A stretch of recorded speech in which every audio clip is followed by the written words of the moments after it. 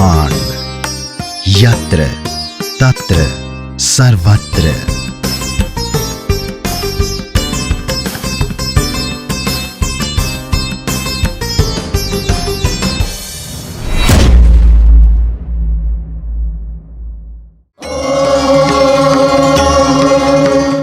पौराणिक कथाएं जिनमें बसा है हमारी सनातन संस्कृति का सार, दिव्य कथाओं के भक्ति रस का मूल आधार। आर्यवर्त, भारत का स्वाभिमान। सब्सक्राइब करें। प्रिय दर्शकों, आर्यवर्त में आपका स्वागत है। आपका दिन मंगलमय हो, जिंदगी आपकी खुशियों से भरी रहे। जय सदाशिव। मैंने आपको सूर्य के लिए बताया। सूर्य वायुमंडल में सबसे बड़ा ग्रह है जो कि हमारी ज़िंदगी को चलाता है। हमारी ज़िंदगी बहुत कीमती है, इसीलिए सूर्य कुंडली में अच्छा होना चाहिए। उसके लिए मैं आपको बताता हूँ, पहले घर का सूर्य जो होता है, पहला घर कुंडली का, उसमें जो सूर्य होता है वो इंसान बड़ा भाग्यशाली होता है। दूसरे घर में सूर्य जो होता है हल्का कमज़ोर होता है। तीसरे घर में जो सूर्य होता है वो भी भाग्यशाली होता है। चौथे घर में जब सूर्य आ जाता है तो इंसान का माइंड और हार्ट हल्का सा कमज़ोर होता है। पांचवें घर का सूर्य अपनी राशि का हो तो इंसान आईपीएस आर्मी में बहुत बड़ा ऑफिसर अच्छे पद पे जाता है। छठे घर का सूर्य भी अच्छा होता है और रेपुटेशन अच्छी हो जाती है और आदमी प्रसिद्ध हो जाता है। सातवें घर का सूर्य तुला राशि का, सातवें घर में तुला राशि आ जाए तो सूर्य हो तो गृहस्थ जीवन, मैरिज लाइफ डिस्टर्ब होती है। आठवें घर में सूर्य मृत्यु का घर माना जाता है, इसमें भी थोड़ी सी तकलीफें देता है। नौवें घर में का सूर्य सबसे अच्छा माना जाता है, धर्म कर्म का घर होता है। 10वें घर का सूर्य वैभव, पिता और व्यवसाय के लिए होता है।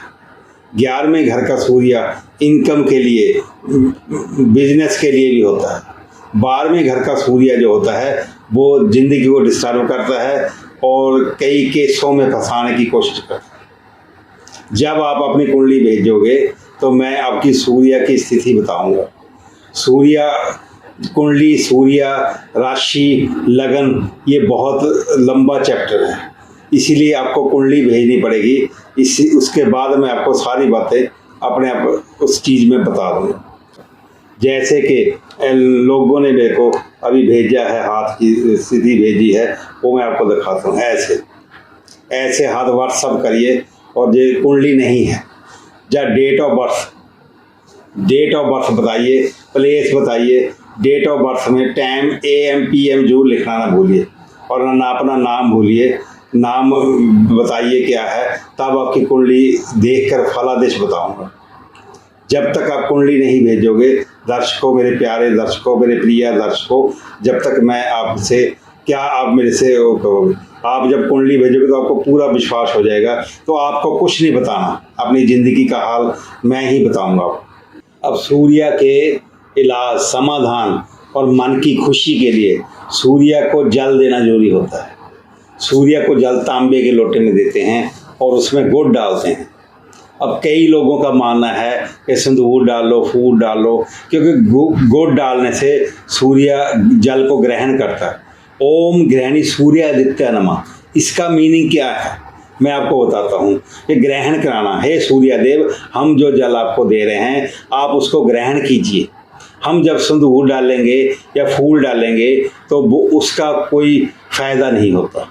गुड़ डालने से मीठा होता है, मीठा दोगे तो मीठा मिलेगा आपको। सूर्य भगवान मेहरबान हो जाएं तो बहुत अच्छी ज़िंदगी गुजरती है और प्रसिद्धि होती है, पैसा आता है। सूर्य के समाधान में कई चीज़ों के दान होते हैं। सबसे बड़ा दान गेहूं का दान, उसके बाद गुड़ का दान, उसके बाद लाल दान का दान। ये दान करने से एतवार को आपको सूर्य आपका स्ट्रॉन्ग होगा। सूर्य जो स्ट्रॉन्ग है तो आपके सिर में पेन रहेगा और थोड़ा सा हाइपर रहोगे आप। हाइपर होने के बाद आपको कई चीज़ें नहीं समझ आती। अपनी गलती का महसूस जब होने लग जाए तो सूर्य खुश हो जाता है। जब ये इलाज करोगे, सूर्य को जल दोगे गुड़ डालकर और दोनों हाथों में एग्जाम्पल जैसे कि सूर्य यंत्र भी बनाना पड़ता है। लोटे को ऐसे पकड़ना चाहता है, ओम सूर्याय नमः, ओम सूर्यादित्याय नमः। पूरा मंत्र जो है ओम ग्रहणी सूर्यादित्याय नमः। तो ऐसे बहुत से मंत्र हैं जो कि लय से बोले जाते हैं। अब लय बनानी, जैसे गाना कोई चलता है वो हमें अच्छा लगता है, हमारे मन को अच्छा लगता है, ऐसे ही इसकी मंत्रों की लय बनानी पड़ती है। जब लय नहीं बनाओगे तो सूर्य भगवान कैसे सुनेगा? आप दिल से जब बोलोगे कोई चीज़ को, सूर्य भगवान तक आपकी आवाज़ जाएगी। जब सूर्य ठीक हो जाता है तो आपको रोशनी ही रोशनी नजर आएगी ज़िंदगी में। आपकी ज़िंदगी खुशहाल हो जाएगी और खुशियों से भर जाएगी। आपके बच्चे बहुत अच्छे संस्कारों में आ जाएंगे। आपके भाई बहन, आपके मित्र प्यारे भी आपसे खुश रहेंगे। तो सूर्य को जल देना आज से शुरू करें और गुड़ डाल कर दें। और 200 ग्राम का लोटा या 100 ग्राम का एक तांबे का लोटा लेकर आएँ। रोज़ उसको धोएं और उसके बाद सवेरे 8 बजे से पहले आपको जल देना है। गर्मियों में जो सूर्य जल ग्रहण होता है 6 बजे से 8 बजे तक, सर्दियों में 7 बजे से 9 बजे तक, 9:30 बजे तक। बादल हो, घनी बारिश हो तो सूर्य कभी निकलने से नहीं रुकता। सूर्य हर रोज़ उदय होता है, हर रोज़ अस्त होता है। सूर्य कभी अपने आप को छुपाता नहीं, बादलों की ओर में छुप जाता है। इसलिए सूर्य को अर्घ देना, जल देना जरूरी होता है। आप ज़िंदगी में सूर्य को लगातार जल देंगे तो आपको बहुत अच्छे बेनिफिट ज़िंदगी में मिलेंगे। बाकी सूर्य कैसे तेज होगा तो आप अपनी कुंडली, जैसे कि ये कुंडली है, ये कुंडली मेरे पास आई है, इसमें सूर्य हल्का कमजोर है। इनको मैंने बताया है कि कैसे आप सूर्य को जल दें या और इलाज करें, या गेहूं दान करें, या और चीज़ें अपनाएं। सूर्य आपका ठीक हो जाएगा तो सारी ज़िंदगी आप आराम से जिएंगे, तो आपको कोई परेशानी नहीं आएंगी। तो सूर्य सबसे बड़ा ग्रह माना जाता है, इसलिए सूर्य कुछ अच्छा करता है तो और उसके साथ जो ग्रह हैं, जो उसके मित्र हैं, बृहस्पति देव भी खुश हो जाते हैं, बुध भी खुश हो जाता है, मंगल देव भी खुश हो जाते हैं। तो सूर्य के सारे ग्रह जो मित्र हैं वो भी आपको फ़ायदा देने लगे हैं। एक सूर्य को जल देने से आपको कितने बेनिफिट हैं, कितने ग्रह आपके ठीक होते हैं। तो सूर्य को कभी भी, कई लोगों ने बोला है कि लाल मिर्चें डाल के सूर्य को जल दो, तो ये बहुत बड़ा अन्याय है, ये बहुत बड़ी गलती करते हैं हम लोग। हम कोई किसी को मिर्चियाँ थोड़ी पिला सकते हैं, हम सिर्फ मीठा दे सकते हैं। इसीलिए सूर्य की आराधना करें, सूर्य का मंत्र उच्चारण करें। मैं आपको 2-3 मंत्र अभी बता देता हूँ। सबसे अच्छा जो मंत्र कल युग में है, ओम ग्रहणी सूर्यादित्य नमः, ओम सूर्यादित्य नमः, ओम सूर्याय नमः। ये 3 मंत्र जो है आप इनको सीखें और मन से इस जल को, सूर्य को ग्रहण कराएं।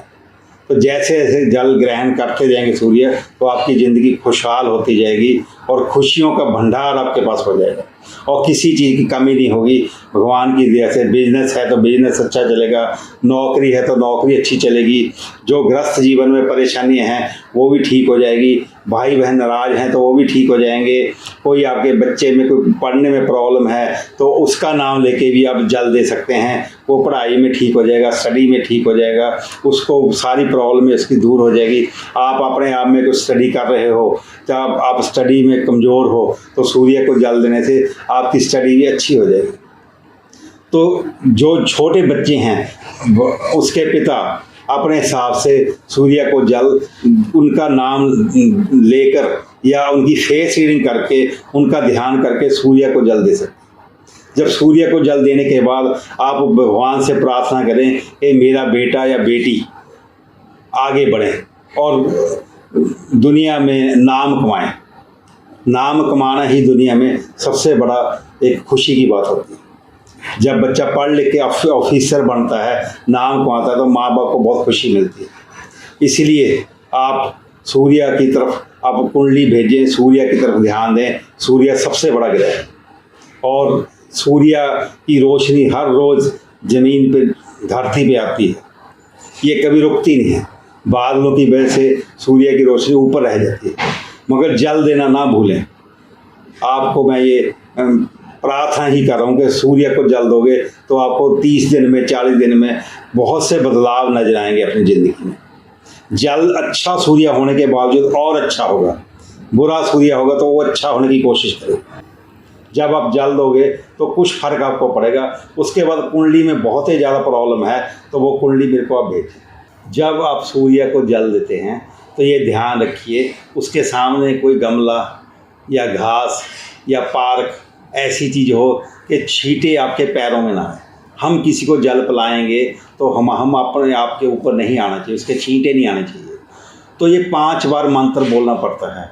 ओम सूर्याय नमः, ओम सूर्याय नमः, ओम सूर्याय नमः, ओम सूर्याय नमः। 5 बार हमें जल सूर्य भगवान को देना है। तो आगे गमला रखें। संडे वाले दिन कभी भी सूर्य को जल देते, तुलसी में जल मत देना। हर रोज़ आप तुलसी में जल दे सकते हो, मगर संडे वाले दिन तुलसी में जल नहीं दे सकते। सूर्य का नाम लेकर सूर्य का जल देना है। तो और बहुत से पेड़ होते हैं, पौधे होते हैं, घर में पार्क होता है, जब उसमें जल दीजिए। तो छींटे आने से दूर रखिए। छींटे आएंगे तो हमारे पैरों में वो जल गिरेगा तो वो ग्रहण नहीं कर पाएंगे। ग्रहण कराने से पहले हमें हाथ जोड़ना है, पहले हाथ जोड़ना है, फिर लोटा पकड़ के भी ये मंत्र बोल रहे हैं। उसके बाद लोटा रख के नीचे हाथ जोड़ के भगवान से प्रार्थना करनी है, सूर्य भगवान से, कि सुख शांति दें।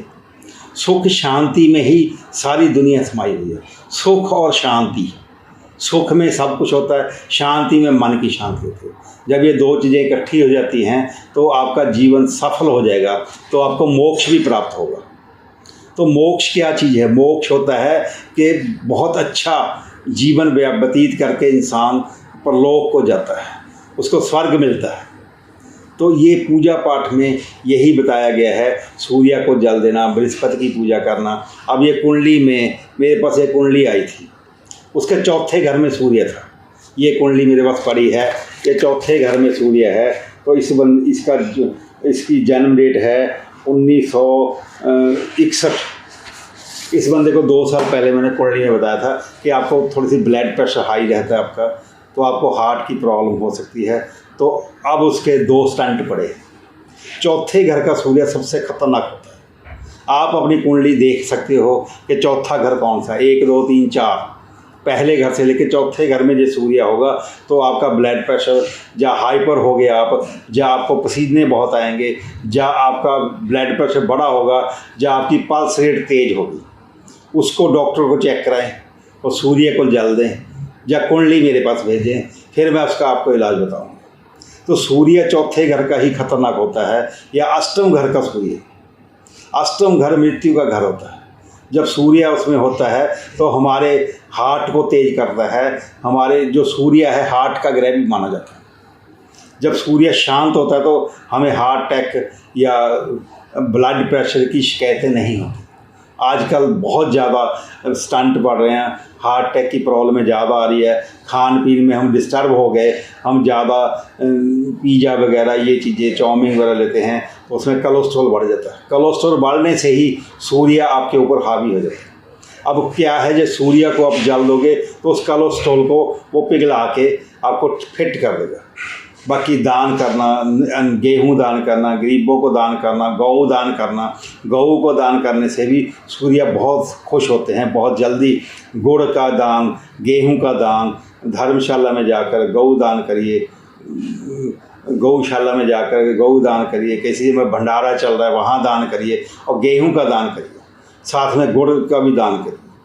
जब आप दान करते हो तो किसी को बताओ मत। दान एक ऐसा होता है, गुप्त दान माना जाता है। दान को राइट हैंड से करोगे तो लेफ्ट हैंड को पता नहीं होना चाहिए। दान करने से पहले अपनी पत्नी को भी मत बताओ, अपने बच्चों को भी मत बताओ, किसी को मत बताओ। दान करोगे तो पूरे परिवार को लगेगा। जे गुप्त रखोगे उस चीज़ों को। दान हमेशा गुप्त होता है। भगवान के पास किसी चीज़ की कमी नहीं है। भगवान को दान करने से कुछ नहीं फायदा। गरीबों को दान करो, गऊओं को दान करो, कई ऐसे काम करो जिससे आपका मन खुश हो कि मैंने आज ये काम किया, अंदर ही अंदर खुश हो जाओ। शो करने की ज़रूरत नहीं है, किसी को बताने की ज़रूरत नहीं है। जब आप अंदर से खुश हो तो आपको क्या ज़रूरत है लोगों से ये दान बताने की। गुप्त दान सबसे महादान माना गया है। कुंडली नहीं है तो हस्त रेखा भेजें। हस्त रेखा में भी सूर्य रेखा होती है, भाग्य रेखा होती है, आयु रेखा होती है, मस्तिष्क रेखा होती है, मित्र रेखा होती है, शादी की रेखाएं होती हैं, बच्चों की रेखाएं होती हैं। सब ये मैं आपको बताऊंगा जब आप कोई मेरे को हस्त रेखा भेजोगे। मस्तिष्क रेखा के ऊपर रेखाएं होती हैं तो किस्मत कैसी है, क्या व्यापार चल रहा नहीं चल रहा। वैसे तो चरण रेखा भी एक होती है, पैरों के नीचे भी हर एक इंसान की रेखाएं होती हैं, उससे भी देखा जा सकता है कि ये कैसे इनका बिजनेस है, कैसे इसके पैर हैं, कैसे ये जब। और कई बार हस्त रेखा में अंगूठे से बहुत कुछ पता चलता है। जो आपका अंगूठा होता है वो व्यापार में बहुत ज़्यादा मदद करता है। तो अंगूठे के साथ नीचे शुक्र ग्रह होता है जो कि जिसका मौंस ये होता है बड़ा। तो इससे पता चलता है कि आप बिजनेसमैन हो, नौकरी में आपको सक्सेस है या बिजनेस में सक्सेस। जब तक आप ये चीज़ें नहीं भेजोगे जब तक मैं आपको क्या बताऊँ। मगर जो मैं सूर्य के लिए कह रहा हूँ, आप जल जरूर दे दिए और मंत्र बोलिए और इस चीज़ को अपनाइए, तो तब देखिए सूर्य जी के चमत्कार। जय सदाशिव। आर्यवर्त, भारत का स्वाभिमान। हमारा सेवा भाव और संकल्प शक्ति है आर्यवर्त। आपके द्वारा बुक करी गई हर पूजन सेवा व सामग्री में से एक हिस्सा गौ सेवा में लगाया जाएगा, जिससे न केवल आपको सुख शांति मिलेगी अपितु गौदान सदृश पुण्य की भी प्राप्ति होगी। दान असंख्य पापों को नष्ट कर देता है। दान ही धर्म का पूर्णत्व और उसका आभूषण है।